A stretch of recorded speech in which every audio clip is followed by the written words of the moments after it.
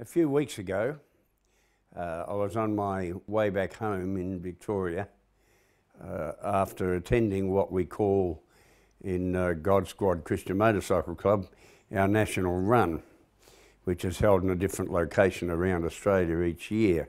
And this year it was our chapter in the Newcastle region in New South Wales who hosted us for our national run. My wife and I came back from the national run via the east coast of Australia, which is very beautiful, particularly when you get to the south coast of New South Wales, not all that far from the ocean. And there's both beautiful seaside towns and very fine fishing for enthusiastic fishermen. I think they even catch tuna and marlin and all sorts of fish there in the warm waters of southern and central New South Wales. But on our return we went not far from a town called Tilba. And as we drove past there, I had very strong memories of some events in my life decades earlier. This, of course, is 2014 when I'm talking about this now. But back in the early 1980s, in 1983, Glenna and I had gone through a major crisis in our ministry and our family, and always around we and the children were rather devastated when I lost the leadership of a ministry that began in our own home, which was named in our own lounge room, and which started off working amongst the counterculture, amongst artists, amongst all sorts of fringe people, including bikers, but also major ministry amongst high school students. And after virtually 10 years of building that organisation up, which at one stage had a Bible study that got as large as around 500 attending it on a Monday night, all of that fell apart. And that's a long story, and maybe it's one worth going through because it was a classic case of what we call a revitalisation movement, having leadership struggles around the 10-year mark if clear lines of demarcation about leadership and authority are not set up. Well, our hearts have been deeply committed to it, and I guess really we had such an impact over those 10 years across our nation in schools and all sorts of other ways, with enormous interest in the media. In the electronic media, we were frequently being interviewed in the major daytime shows and so on. And when that fell apart, we were just quite shattered. Now, some of the folks who'd walked with us through that journey included some people who'd been devotees of what was called the Divine Light Mission, which was run by a rather rotund, very young man who was called the Little Fat Guru. Can't remember his age, but I think he might have been a little more than in his teens. And he was quite charismatic, and he sort of took on the Indian, almost Hindu type guru style presentation. And the claim was that if people came and they hung out with this particular little fat guru, as he was called, the Maharaji Ji, I think was his title, that they had all sorts of exotic experiences. It was called the Divine Light Mission because I think with pressure on a certain part of the skull in the midst of these Eastern devotional type of concentrated, almost Zen Buddhist type contemplation times, people would see light, bright light in their minds, and quite a number of our friends, or later to become our friends, had become followers of the Divine Light Mission.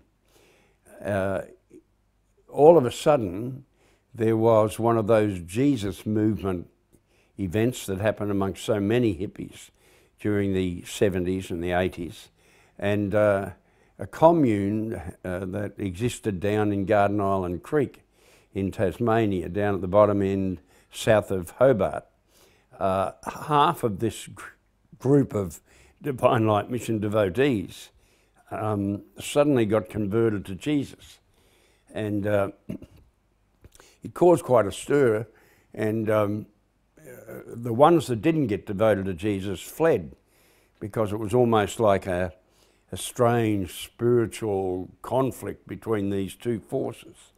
So many of them fled, and those who became devotees of Jesus, so to speak, began to seek people who could teach them a Christian view from the scriptures of what real spirituality and a full-orbed human existence could be.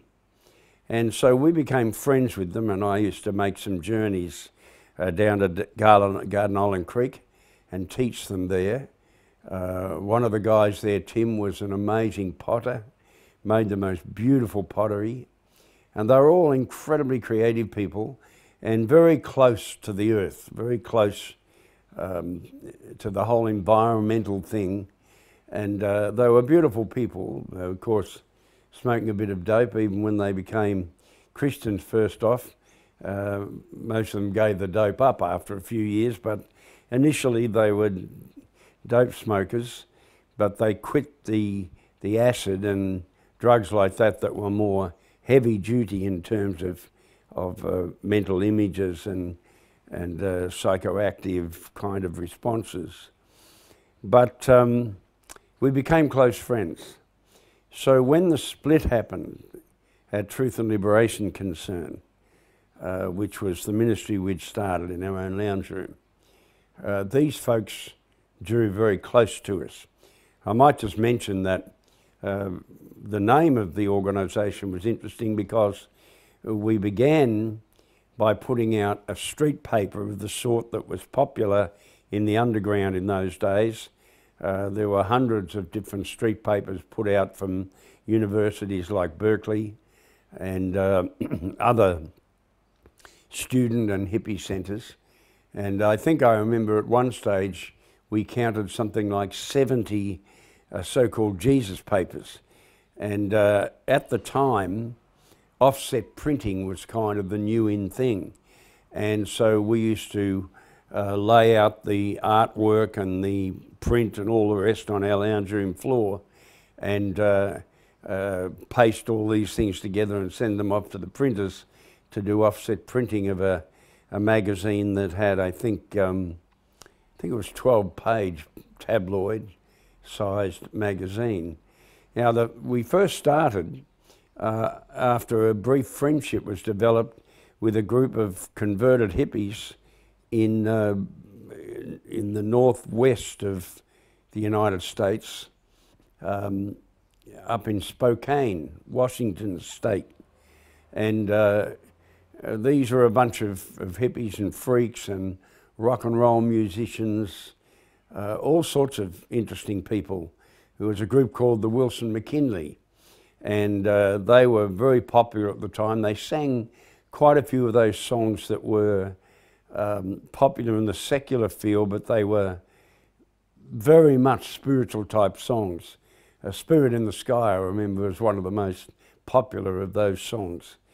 Bridge Over Troubled Waters, all those kind of songs were popular at the time. And many of them were as useful for the hippie dreamers as they were for us Christians and vice versa. Well, I'd made contact with some of these dudes, we used to say in those days, up there in Spokane, Washington, where they'd formed some communities there. They had an organisation called the Spirit of Elijah, and the Wilson McKinley, who were right on the up and up on the West Coast as an emerging typical Western Californian group, I suppose with some of the kind of sound that later became a more mellow form under the Eagles, but they were very much typical of the music of the West Coast at that time. but they suddenly got converted to Jesus, and it was a bizarre story. They felt that they couldn't trust the church, that the church was linked with government and military and all that stuff. So they found an abandoned old downstairs factory place of some sort, and they went to live there and do nothing else but survive and to read scriptures.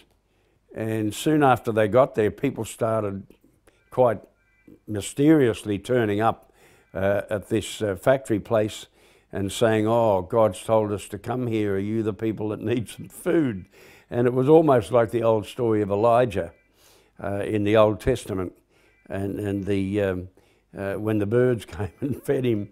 And it was really quite bizarre. I mean, it's hard to find a purely materialistic, rational explanation. And we became friends with that group. And out of that, we got caught up with a magazine they were running called Truth. And so the first edition we put out in Australia of our own Jesus paper was an amalgam of stories of what was happening, visiting schools, and all the kind of excitement about Jesus that was happening amongst young people at that time. And if you weren't alive around that time and didn't have to do with it, you'd probably find it hard to believe my stories if I told you, because it was really quite a remarkable movement.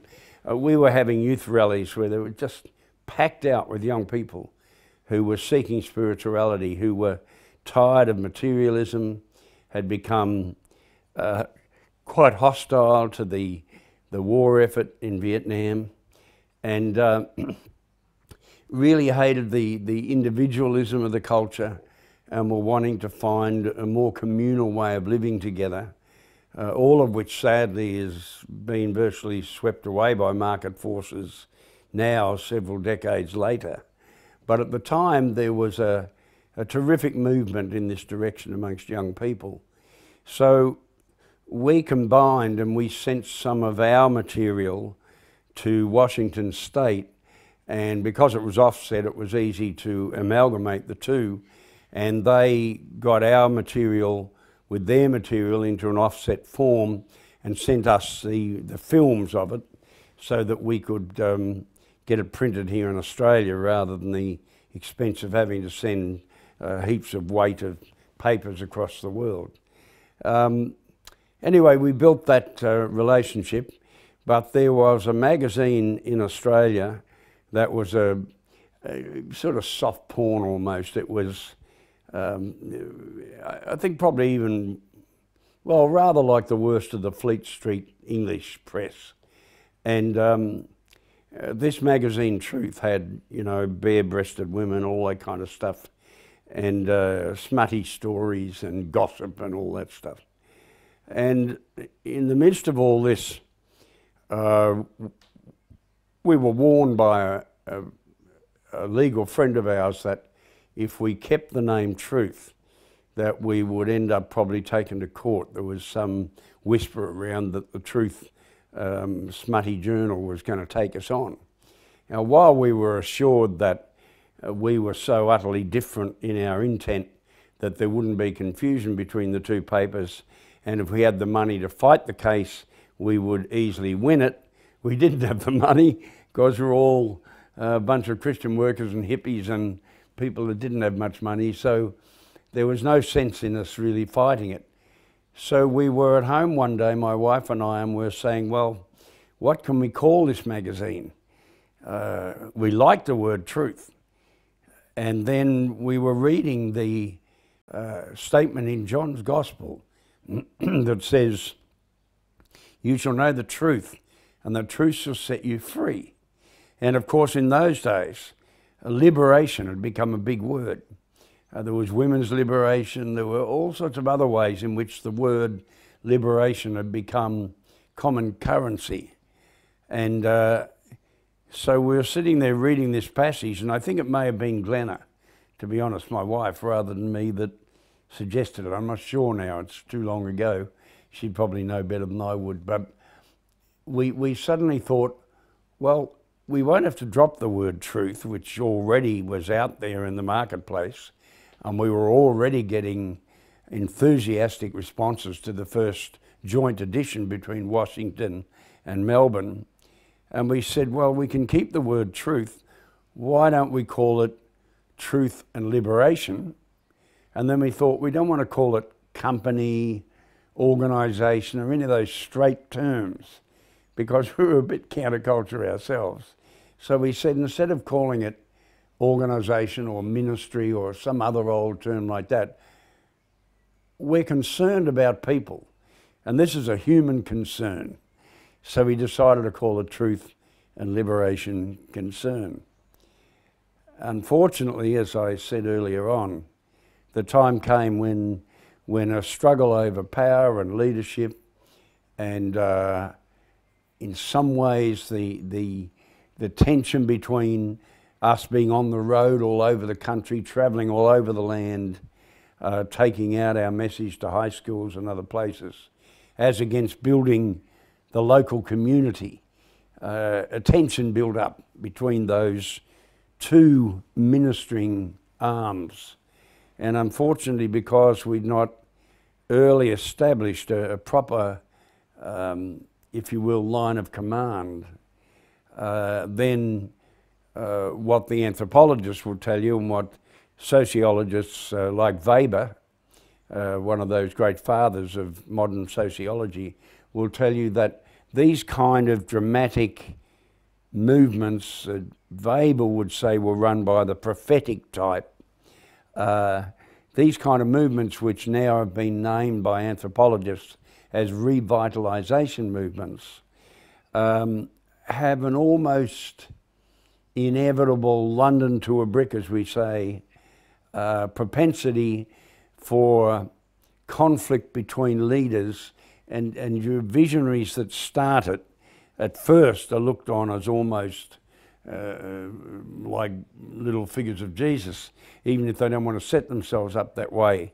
And eventually, though, as others come up the ranks, they realise that their charismatic visionary leaders, who might be a little bit sharper or whatever, are nevertheless not all that much different to themselves. And so you get this conflict about authority and who says that the leader should tell us what to do.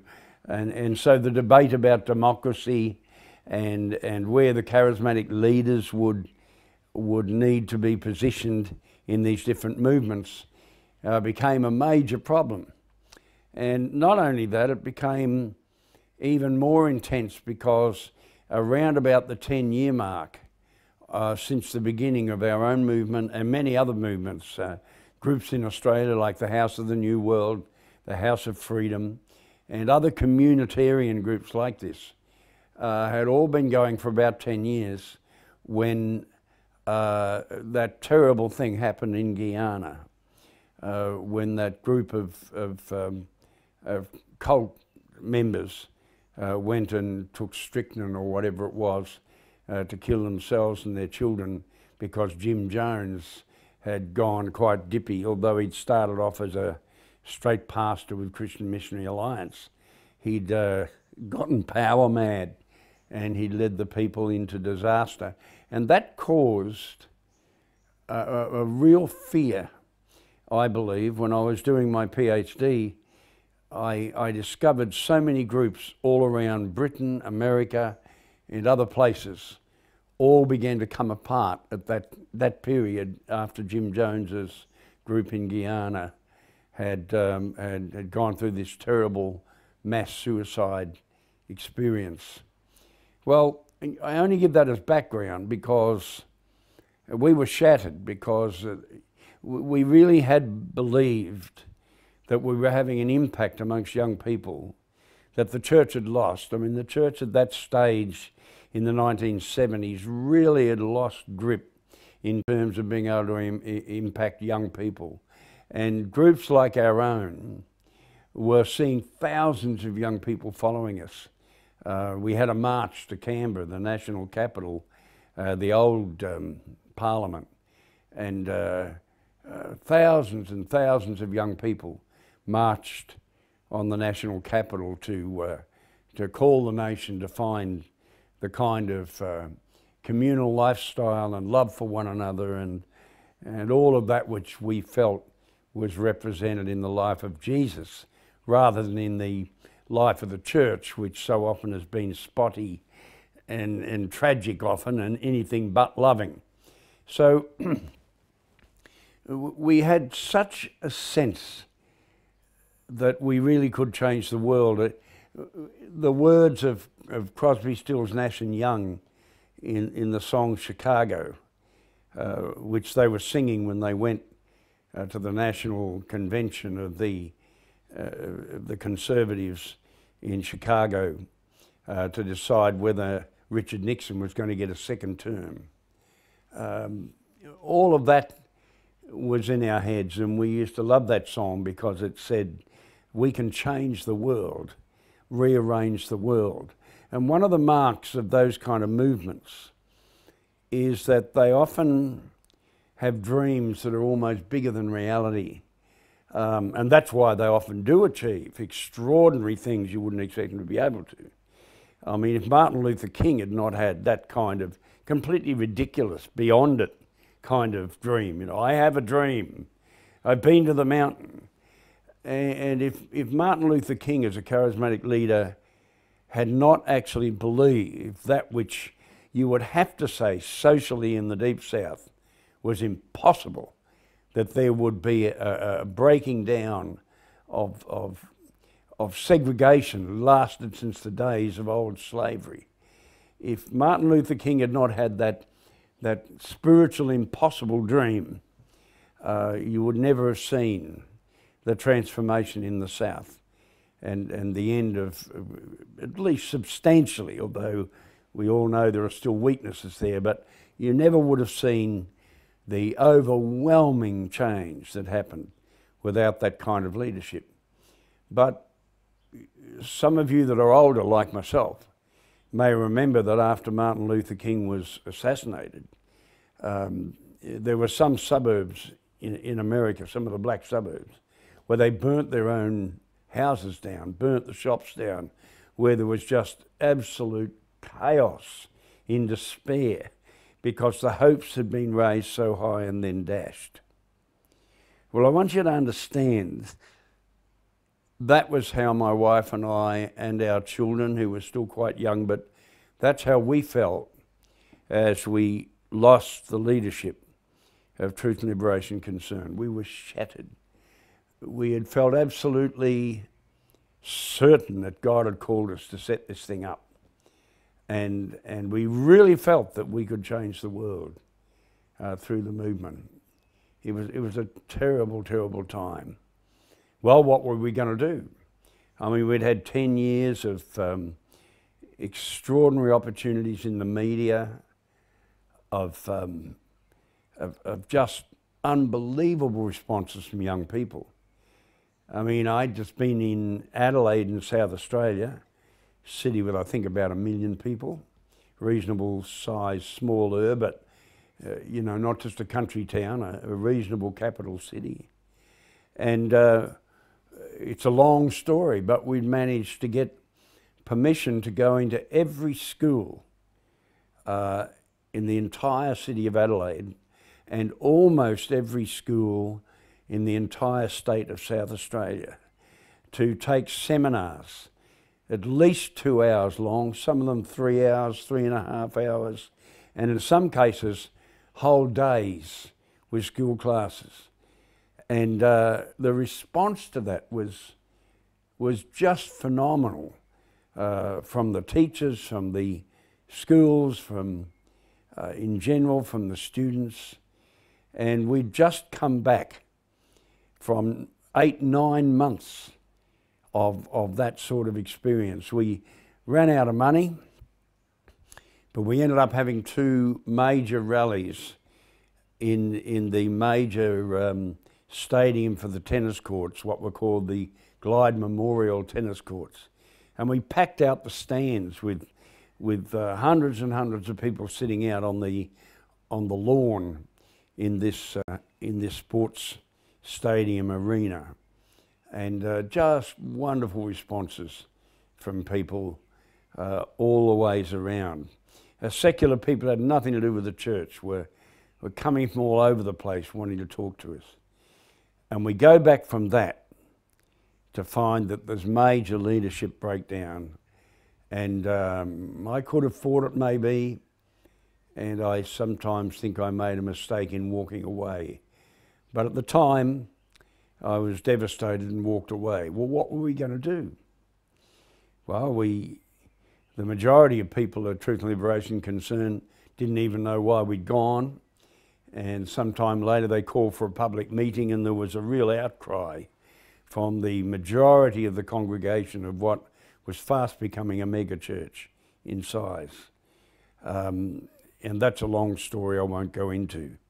But what did come out of that was that a number of our hippie friends that I spoke of before, who'd been Divine Light mission people, began to dream of us setting up our own commune. We'd taken on so much of public presentation, public performance, and they'd always had this cry for communalism. And so the discussion came, since the other is gone with the wheels dropping off, should we set up our own commune and do rather what the Presbyterian theologian come philosopher who set up in Switzerland the L'Abri Centre, Francis Schaeffer, whether we should set up our own kind of special commune where people could come to us rather than us travel all over the country. And people could come and we could teach them values about the land, about spirituality, about all the things that were dear to our hearts. Could we do that? And perhaps, you know, with our kids getting older, have a communal lifestyle where we could perhaps lick our own wounds and get over the pain we felt about the division. So we started a search. And this is where we come to southern New South Wales. Because in our search we came across evidence that a deer farm was up for sale. I think they were red deer, if I remember rightly. And this deer farm was in the area of Tilba. Absolutely beautiful rolling hills, ideal country. And so we looked into the possibility of us selling our different properties and starting our own commune. Just in passing, later on that fell apart because we couldn't all agree. The more extreme communitarian ones really felt that we didn't want a constitution, we didn't have rules, we would really live like hippies. And those of us that came from a bit more of a straight background, we felt if people were going to give money to our community to support us in the mission we did, then there had to be some rules to this, and so that no one would get hurt if ever there was a fallout between the families, that we would have shares in the property so that if anybody had to leave, they could be bought out by the other groups. Because we had seen quite a number of these exciting communitarian ventures really go belly up, and people sell their properties and then lose everything and feel quite embittered later on, and we didn't want that to happen. So in the end, Glenna and I withdrew. But the main story I wanted to bring out of this today has got to do with the fact that we now have gone back, I think, to an even more aggressive materialism than the 1950s to the mid-1960s, which gave rise to the communitarian, anti-materialistic counterculture movements of that period. I think we've gone backwards incredibly. I think it's tragic the way in which politics now are no longer ruled by human concerns, no longer ruled by spiritual values, no longer ruled by communitarian care for one another, no longer really attentive to what we're doing to the environment. I saw a report on television the other day that said that Australia currently has sent to China in recent days the equivalent of 2 metres deep soil from this country, the size of the land mass of the whole of the island of Tasmania. I find that scary. It's all about money, all about minerals. So I think this final part of the story is very relevant. When we began to look around at the deer farm, it was fairly expensive, and we were looking at what other possibilities there were. And we heard of another farm, actually a horse breeding farm, a few miles away from Tilba, which was on a river called the Brogo River.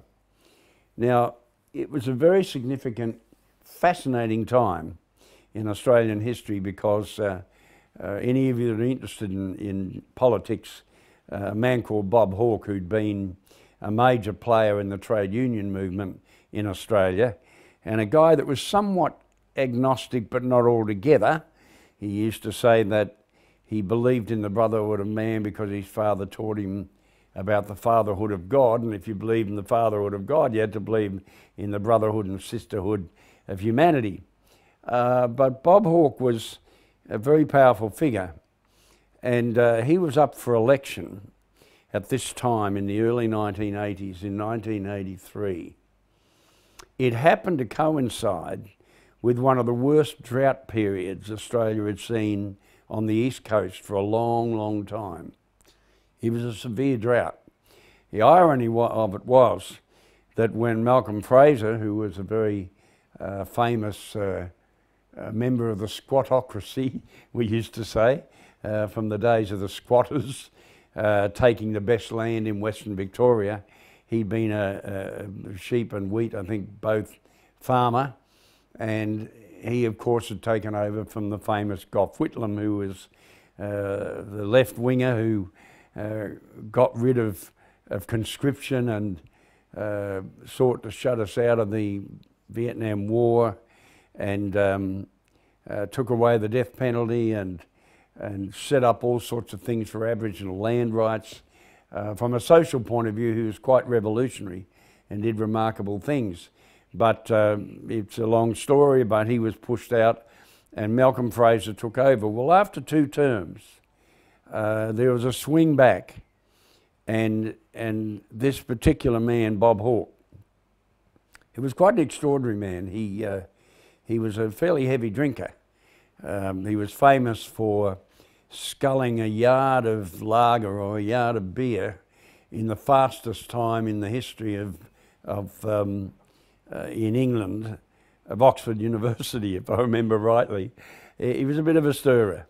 But he gave up the grog, and for his entire period as Prime Minister, which was quite a number of years, he didn't drink at all. He went on the wagon, as they say.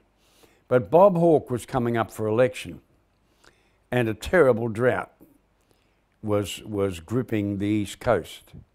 Now, this has enormous significance. The irony was that Bob Hawke got in, and the drought broke, and it was almost sort of a joke of the day that Bob had, despite being somewhat of an agnostic, had brought in divine providence and got us out of our drought. But as we looked across the different places up for sale, it was very, very sad and tragic, because a number of landowners were just absolutely shattered by the economic consequences of sustained drought. So we found this horse farm, and we drove up the driveway, and as we did, if I remember rightly, there were only 2 horses left. They'd sold all their livestock, and the land was bare. In fact, the horses had eaten, if not the rabbits as well, I suppose, but livestock of one sort or another had eaten the grass to the point of the roots. So it was like the ground was bare. There wasn't even dead, dry grass on it. It was awful. And I remember looking at these 2 horses there, their last livestock they were hanging on to, and truly they looked a bit like they were a parody, an equine parody, as if they were the skins of a couple of once healthy horses hanging over a couple of clothes hangers. It was just so very, very sad. And down in the paddock below the farmhouse, there was a large piece of machinery that used to pump water out of the Brogo River and be able to irrigate the paddocks. And if they could have done that, they could have kept grass alive for their livestock. But what had happened, we discovered, was that the drought had so crippled them financially that they couldn't afford to fix up the machinery which had gone bung. And they couldn't pay to get somebody in to fix the machinery up. And so they could only sit there with this river with millions of gallons flowing almost past their back door with life-giving water and no way of getting it onto the land to save their livestock.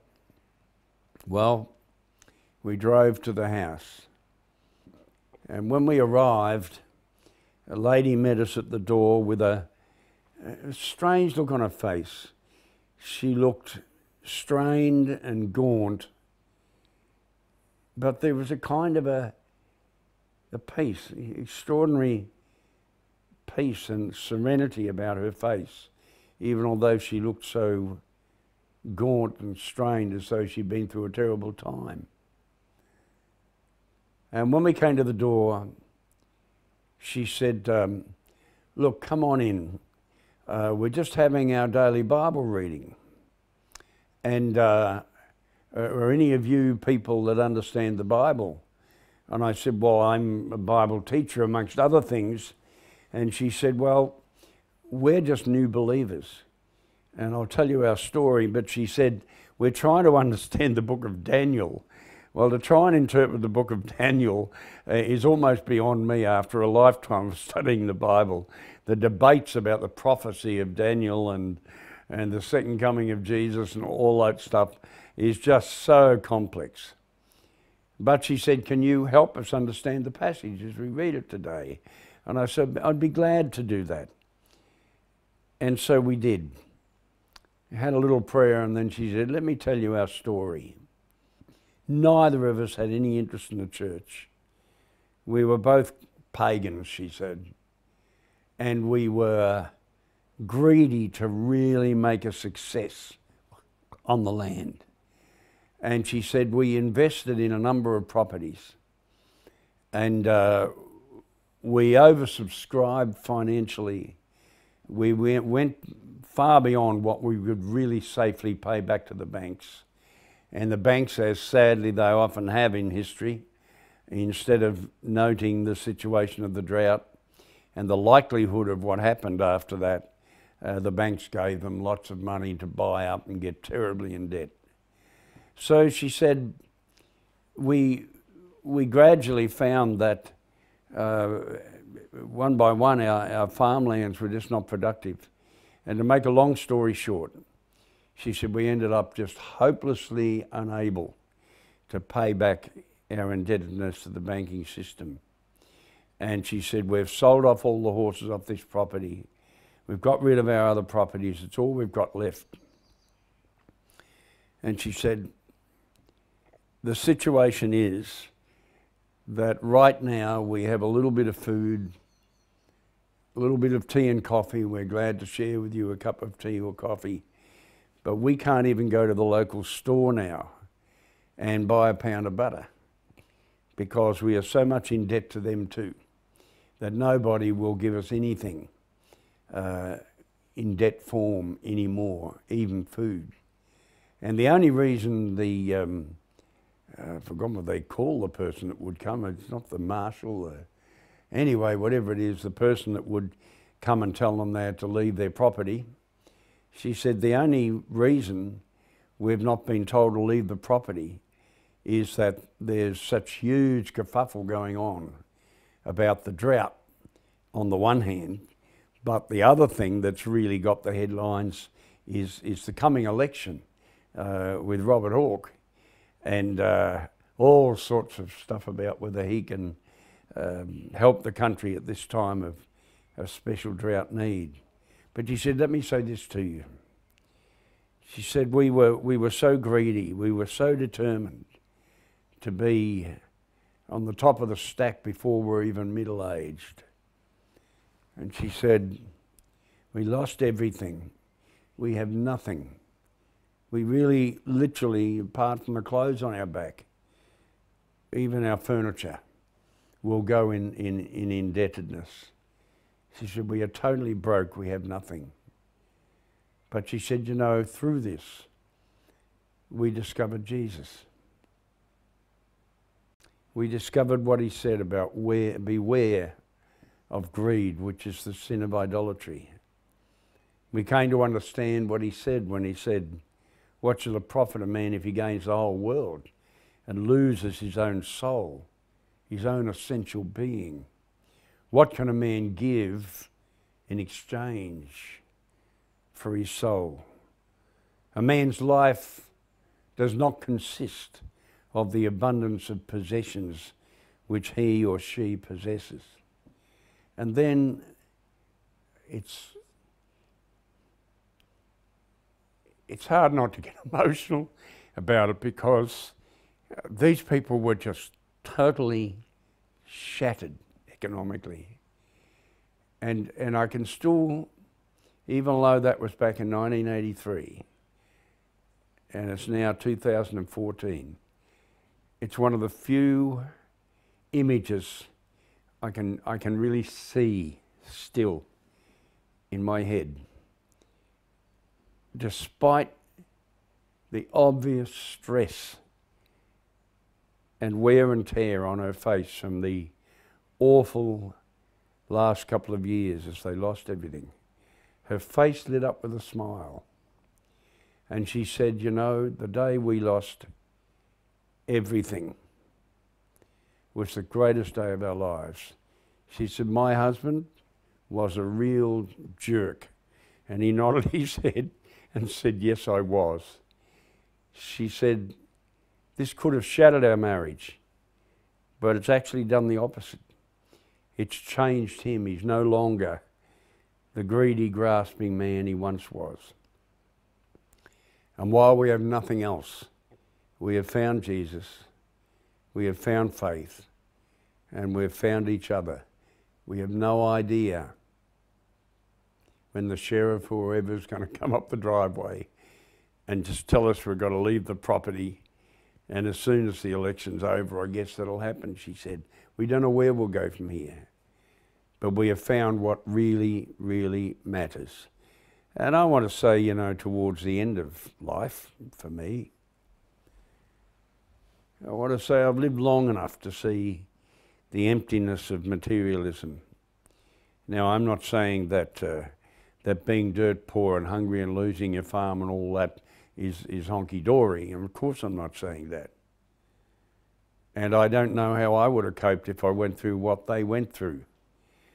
But it was such a wonderful story, and as we drove back home the other week, I'd forgotten it, and the whole thing came back to me as I looked across the verdant green pastures that then had been so devastated by drought.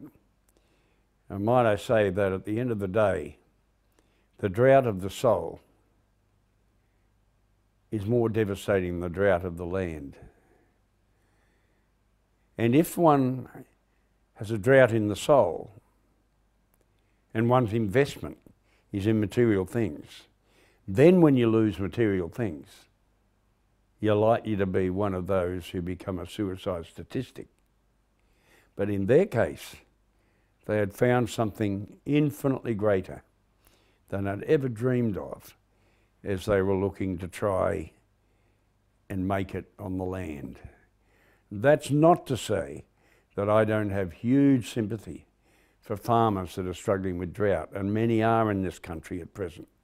And it must be a horrendous thing when you've had generations of looking after a farm and your kids leave and go to town because there's no future. All of that I have great tenderness for, and I feel a simmering anger actually about politics on left and right, for the way in which we're willing to sell off anything to the Chinese or whatever.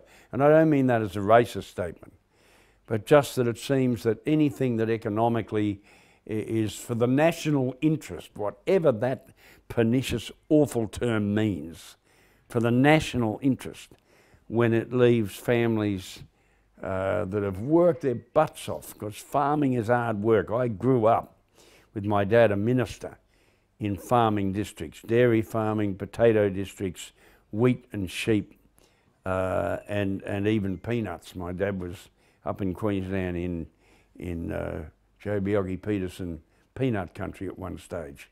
I've seen so much of farming country and the hard work that farmers put in. But at the end of the day, to use that horribly hackneyed phrase, at the end of the day, I still think Jesus was right, that the drought of the soul is the worst drought of all. And as one philosopher put it, you can live with almost any how if you know why. In other words, if you have a reason for living, you can survive through the most amazingly discouraging and depressing experiences in this physical world. And to finish, let me say, one of my favourite thinkers, the Jewish psychotherapist, Frankl. And Frankl invented what he called logotherapy, from the word logos, which is a Greek word that in one sense almost means meaning, the central core and meaning of life. And he said that he noticed that people, when they were incarcerated, as he was in one of the concentration camps during the Nazi regime, he said it was interesting to see men and women who looked physically fairly fit, but had no sense of hope, no spirituality, lacked relationships, how quickly they disintegrated and died.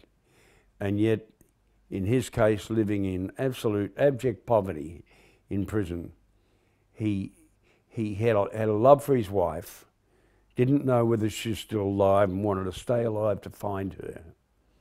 And secondly, he'd penned the words of a now very famous book, Man's Search for Meaning. And he didn't know whether it would ever get published, and so he was keeping it alive in his head while he was in that concentration camp cell. And that's what gave him the fight to stay alive, was both the longing for that relationship, and he said that the idea that life is about self-esteem and all of that stuff is quite false. It is self-transcendence.